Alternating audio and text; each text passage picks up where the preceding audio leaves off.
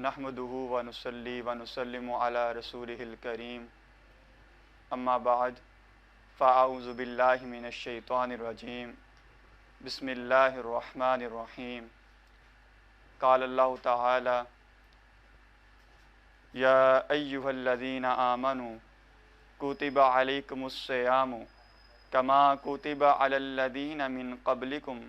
لعلکم تتقون صدق اللہ العظیم وبلغنا رسولہ النبی الامین المکین الحنین الرؤوف الرحیم۔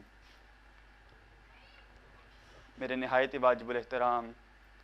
سامعین محترم و محتشم، اللہ رب العزت کے خاص فضل و کرم سے ہمیں پھر آقا علیہ الصلوۃ والسلام کے نالین پاک کے تصدق سے رمضان کی ساعتیں نصیب ہو رہی ہیں۔ اللہ تعالیٰ کی بارگاہ میں دعا ہے کہ رب قدوس ہمیں اس مہینے کے فیض سے مستفید فرمائے، آمین ثم آمین۔ عزیزان محترم، جو آیت کریمہ میں نے آپ کے سامنے تلاوت کی، جس میں اللہ تعالیٰ ارشاد فرماتا ہے کہ اے ایمان والو، اس آیت مبارکہ کے مخاطبین جو ہیں وہ ایمان والے ہیں۔ فرمایا کہ ایمان والو، تم پر روزے فرض کیے گئے۔ تو گویا اس آیت میں روزوں کی فرضیت کا ذکر ملتا ہے۔ پھر فرمایا کہ یہ روزے تم پر فرض کیے گئے جیسا کہ تم سے پہلوں پر فرض کیے گئے تھے۔ اب اس آیت سے دوسری بات یہ معلوم ہوئی کہ جو روزے ہیں وہ فقط امت مسلمہ پر فرض نہیں ہے، فقط امت محمدی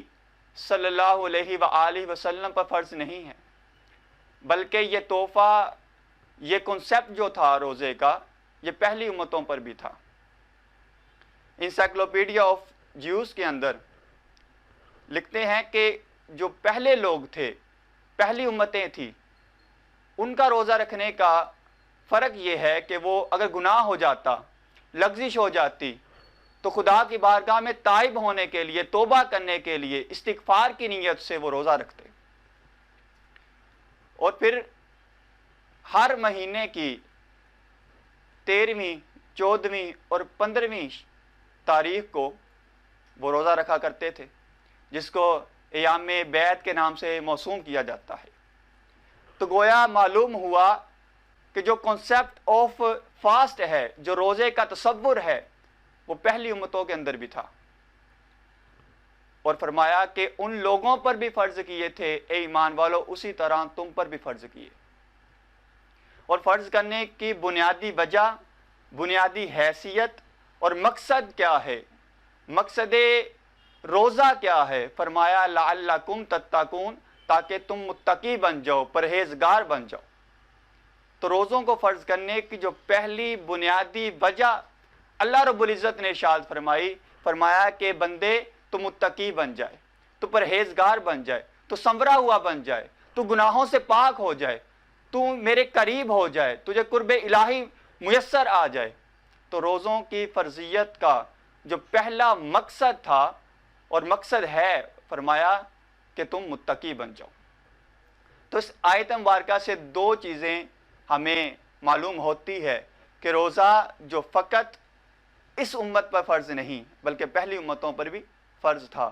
اور دوسری بات فرمایا کہ روزہ فرض کرنے کی وجہ یہ ہے کہ تم متقی بن جاؤ، پرہیزگار بن جاؤ۔ اب اگر ہم روزہ بھی رکھیں تو اس کے ساتھ ہم متقی نہ بنیں، ہمارا کردار نہ سنورے، ہمارا رویہ نہ سنورے، ہمارا سوچنے کا زاویہ نہ سنورے، ہمارا لوگوں کے ساتھ معمولات زندگی نہ سنورے، تو یاد رکھیں کہ پھر یہ روزے کا جو مقصد تھا وہ پورا نہیں ہوا۔ اس کی مثال آپ یوں لے لیں کہ روزہ اصل میں مقصود جو ہے اس کا، وہ انسان کا کردار سنوارنا ہے، انسان کا اخلاق سنوارنا ہے، انسان کا رویہ سنوارنا ہے، انسان کا لوگوں کے ساتھ اچھا تعلق استوار کرنا ہے۔ آقا علیہ الصلوۃ والسلام نے ارشاد فرمایا کہ رمضان کے جب روزے آتے ہیں تو رمضان کے روزے آ جائیں، فرمایا کہ اگر کوئی بندہ کسی مومن کی مدد کرتا ہے، ایک قدم چلتا ہے اس کی مدد کے لیے، فرمایا کہ 30 دن مسجد نبوی کے اندر اعتکاف کرنے سے مجھے زیادہ وہ بہتر ہے۔ حدیث میں جو ہمیں پتہ چلا تو انسان کا مزاج سنوارنا ہے ضروری، تو فرمایا کہ تم متقی بن جاؤ۔ تو اگر انسان متقی اور پرہیزگار بنے اور بننے کے ساتھ دوسروں کے کام بھی آئے، دوسروں کے ساتھ اچھا سلوک کرے، تو یہی روزے کا مقصد ہے۔ اور پھر فرمایا کہ روزے سے جو انسان کو فائدہ پہنچتا ہے، ایک انسان نے روزہ رکھا، بھوک اور پیاس برداشت کی، روزہ رکھنے کے بعد اب اس کو حاصل کیا ہوگا؟ آقا علیہ الصلوۃ والسلام نے ارشاد فرمایا، حضرت ابو ہریرہ رضی اللہ تعالی عنہ روایت فرماتے ہیں کہ میرے آقا علیہ الصلوۃ والسلام نے ارشاد فرمایا کہ جب بندہ ایمان اور احتساب کی حالت میں رمضان المبارک کے روزے رکھتا ہے، فرمایا کہ جب وہ روزے رکھتا ہے احتساب کے ساتھ اور ایمان کی حالت میں، تو وہ گناہوں سے پاک ہو جاتا ہے، اس کے پچھلے گناہ معاف کر دیے جاتے ہیں، وہ ایسے ہو جاتا ہے کہ کبھی اس نے گناہ کیا ہی نہیں۔ تو رمضان کی برکت اور اس کے روزے رکھنے کے ساتھ، اس کی برکت کے ساتھ، اس کے فیض سے انسان گناہوں سے پاک ہو جاتا ہے۔ اور فرمایا، حضرت عبد الرحمن بن عوف رضی اللہ تعالی عنہ روایت کرتے ہیں کہ نبی کریم علیہ الصلوۃ والسلام نے ارشاد فرمایا کہ جب رمضان آتا ہے اور بندہ مومن جب روزے رکھتا ہے اور احتساب کے ساتھ اور اس کی راتوں میں قیام کرتا ہے، فرمایا جب وہ بندہ قیام کرتا ہے، روزے رکھتا ہے، اللہ کی رضا اس کی حصول کے لیے وہ رمضان کے روزے رکھنے کے ساتھ قیام کرتا ہے، فرمایا وہ ایسے ہو جاتا ہے کہ جیسے ابھی اپنے ماں کے پیٹ سے پیدا ہوا۔ اب دیکھیں، جب بندہ ماں کے پیٹ سے پیدا ہوتا ہے تو گناہوں سے دور ہوتا ہے، معصوم ہوتا ہے، پاک ہوتا ہے، اس کے نامہ اعمال میں کوئی گناہ نہیں ہوتا۔ فرمایا کہ جب بندہ رمضان آتا ہے اور رمضان کے روزے رکھتا ہے تو اس کی برکت یہ ہوتی ہے کہ وہ گناہوں سے دور ہو جاتا ہے۔ اور پھر فرمایا کہ روزہ دار جب رمضان آتا ہے تو روزہ دار کے لیے سامان یہ ہوتا ہے کہ ہر طرف سے اللہ تعالیٰ کی برکت میسر آتی ہے۔ عزیزان محترم، اللہ رب العزت کے پیارے حبیب حضرت محمد مصطفیٰ صلی اللہ علیہ وآلہ وسلم نے ارشاد فرمایا کہ جب رمضان کا روزہ رکھتا ہے بندہ سارا دن بھوک اور پیاس برداشت کرتا ہے، اب اس کی برکت کیا ہوتی ہے، اس کا انعام کیا ہوتا ہے؟ اس حدیث مبارکہ میں جو انعامات انسان کو ملے ہیں، تمام انعامات ایک طرف، دنیا کی تمام نعمتیں ایک طرف، ہر نیکی ایک طرف، ہر انعام ایک طرف، لیکن اس حدیث مبارکہ میں جس انعام کا ذکر کیا وہ ایک طرف۔ فرمایا کہ جب بندہ روزہ رکھتا ہے تو روزے کا اسے انعام کیا ملتا ہے؟ فرمایا کہ روزے کا انعام یہ ملتا ہے کہ اس کے لیے 2 خوشیاں ہیں۔ پہلی خوشی کیا؟ فرمایا کہ جب بندہ سارا دن بھوک پیاس برداشت کرتا ہے اور نڈال ہو کر جب شام کو دسترخوان پر بیٹھتا ہے، فرمایا کہ جب پہلا لقمہ یا پانی کا قطرہ اس کی زبان پر لگتا ہے تو اس وقت جو لذت محسوس ہوتی ہے، اس وقت جو خوشی محسوس ہوتی ہے، فرمایا کہ پہلی خوشی مومن کو، روزے دار کو، صائم کو اس وقت میسر آتی ہے۔ یہ خوشی تو اسے دنیا میں مل گئی، لیکن اصل خوشی کہ جو تمام خوشیوں پر، تمام انعامات پر، تمام برکات پر، تمام نیکیوں پر حاوی ہے، فرمایا کہ جب بندہ قیامت کے روز اللہ کی بارگاہ میں پیش ہوگا تو روزے داروں کے لیے اس وقت یہ خوشخبری ہوگی کہ اللہ فرمائے گا کہاں ہیں میرے روزے دار، کہاں ہیں وہ بندے کہ جو میری خاطر سارا دن بھوکے رہے، پیاسے رہے، میری خاطر انہوں نے حلال چھوڑ دیا، میری خاطر وہ اللہ رب العزت فرمائے گا کہ میری خاطر انہوں نے بھوک اور پیاس برداشت کی، اب کہاں ہیں وہ بندے، آؤ انہیں میری ملاقات کے لیے لے آؤ۔ فرمایا کہ اذا لقا ربہ، دوسری خوشی اسے تب ہوگی کہ جب اپنے رب سے ملاقات کرے گا، جب اپنے رب سے ملے گا، جب اپنے رب سے ملاقات کرے گا، رب کا دیدار کرے گا، اسے دوسری خوشی تب میسر آئے گی۔ فرمایا کہ اب 10 اور 20 کے چکر میں نہ پڑے رہنا اور یہ 50 اور 70 کے چکر میں نہ پڑے رہنا۔ فرمایا کہ جب تم اس سے ملے گا نا، پھر تجھے بتاؤں گا کہ روزے کی برکت کیا تھی اور روزے کا بدلہ کیا تھا۔ عزیزان محترم، ایک تو بات اس میں یہ شامل ہے کہ جو اللہ نے فرمایا نا کہ روزہ میرے لیے اور میں ہی اس کا اجر دوں گا، اس کی شرح میں یہ کہا جا سکتا ہے کہ باقی جو تمام اعمال ہیں، نماز ہے، اس میں بھی ریاکاری شامل ہو سکتی ہے۔ ہو سکتا ہے کہ بندہ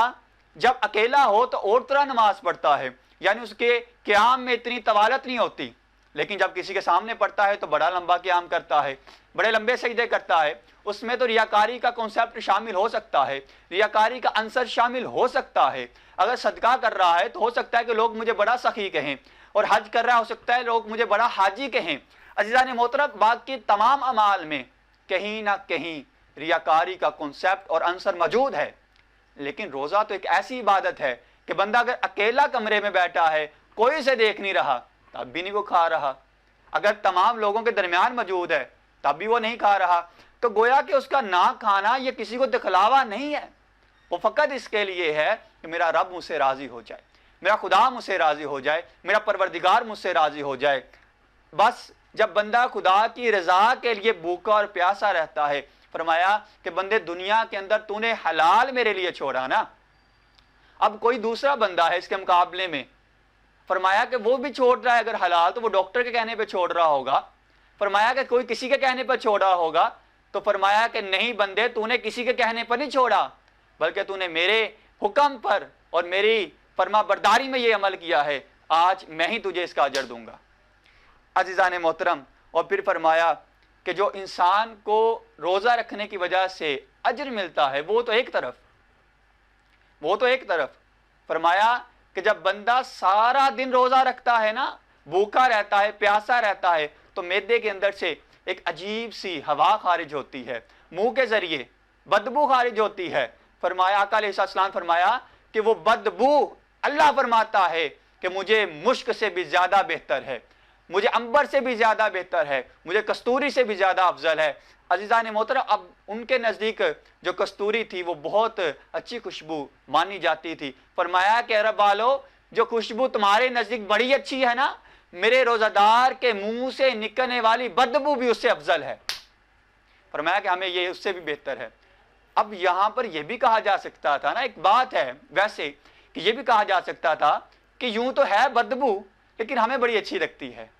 یوں تو ہے بدبو لیکن ہمیں بڑی پیاری ہے، یوں تو ہے بدبو لیکن بڑی اچھی ہے۔ لیکن یہ نہیں فرمایا، اس کی فضیلت کو بیان کرتے ہوئے فرمایا کہ یہ بدبو نہیں ہے بندے، جو تیرے منہ سے اس صائم روزہ دار جو تیرے منہ سے ہوا خارج ہو رہی ہے، ہمارے نزدیک وہ بدبو تو ہے ہی نہیں۔ فرمایا وہ تو ہمیں کستوری سے بھی زیادہ بہتر ہے، کستوری سے بھی زیادہ افضل ہے، کستوری سے بھی زیادہ پیاری ہے۔ عزیزان محترم، جب بندہ اب اس کے اپوزٹ اگر دیکھا جائے نا، کسی ڈاکٹر نے کہا کہ تجھے یہ بیماری ہے، تو نے اتنے گھنٹے کچھ نہیں کھانا، وہ بھی بھوک اور پیاس ہے، تو اس کی وجہ سے بھی معدے سے ہوا نکلتی ہے، لیکن وہ اللہ کو وہ تو نہیں پسند۔ اگر کوئی ڈائٹنگ پر ہے، اس نے کھانا پینا چھوڑا ہوا ہے، اب اس کے بھی معدے سے ہوا نکلتی ہے، لیکن وہ تو نہیں نا پسند، کیونکہ اس میں کسی بندے کا کہنا شامل ہے یا خود کی خواہش شامل ہے۔ لیکن یہاں پر تو صرف مولا کی رضا شامل ہے کہ مولا کہتا ہے کہ بندے میرے لیے کھانا پینا چھوڑ دے، میرے لیے تو اپنی خواہشات سے دور ہو جا۔ بندہ کہتا ہے کہ یا اللہ، میں نے تیرے لیے کھانا بھی چھوڑ دیا، میں نے تیرے لیے پینا بھی چھوڑ دیا، میں نے تیرے لیے حلال سے بھی باز آ گیا، میں نے فقط تیری رضا کے لیے سارا دن یہ پروسیس کیا ہے۔ اللہ فرماتا ہے کہ بندے، اگر تو نے میری خاطر یہ عمل کیا ہے، پھر آ تیرے منہ سے نکلنے والی ہوا کو، اور تیرے منہ سے نکلنے والی جو ہوا ہے اس کو میں یہ فضیلت دے رہا ہوں کہ میرے نزدیک وہ عنبر سے بھی زیادہ بہتر ہے، اور میرے نزدیک وہ کستوری سے بھی زیادہ افضل ہے۔ عزیزان محترم، یہ اللہ تعالیٰ نے جو انسان کو شرف دیا ہے وہ فقط اس لیے کہ اس نے اللہ تعالیٰ کی رضا کے لیے، خوشنودی کے لیے اپنے آپ کو سارا دن بھوکا اور پیاسا رکھا۔ اب سوال یہاں پر یہ آتا ہے کہ جیسا کہ آیت میں ہم نے شروع میں ذکر کیا، اللہ نے فرمایا کہ تاکہ تم متقی بن جاؤ۔ گویا کہ معلوم ہوا کہ یہ جو 30 دن کا پیریڈ ہے، یہ اصل میں یہ مقصود نہیں ہے۔